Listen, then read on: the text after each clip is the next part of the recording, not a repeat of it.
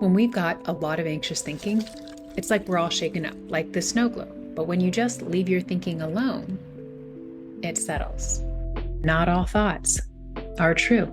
Not all thoughts are even yours. And when you understand that, it makes it easier to leave your thinking alone. So say, for example, you have some travel coming up, and it might be that you're anxious about driving or flying or being away from your home, so many things that might ignite that anxious thinking.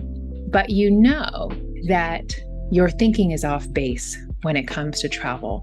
You know that your brain loves you so much, and its job is to keep you safe, not to keep you happy. And maybe until now, you've really given those thoughts a lot of your attention, but you're realizing that doesn't actually work. So now though, you're going to travel, you notice all these thoughts coming, but you leave them alone because you know that's just your brain kind of narrating your experience, sharing its opinion, thinking that you need to think about things to keep yourself safe. And it's easier to leave your thinking alone when you realize that it is safe not to think so much, that there's actually something beyond your brain, the thing that's powering your brain that's there to keep you safe.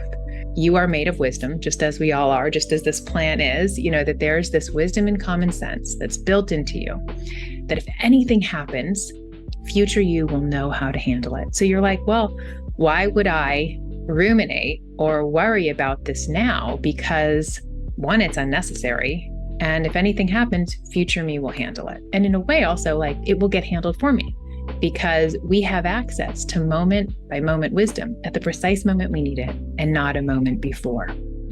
If anxious thinking pops up, and you can just really have this deep knowing that there's some anxious thinking going on, but you don't need to do anything about it. You don't need to figure it out, because the wonderful thing is thoughts are transient. So all these thoughts can swirl, or we can feel really anxious, but we can rest assured that new thoughts are going to come, because that is the nature of thought. When you go to one room to get something and you get there and you're like, what did I come here for?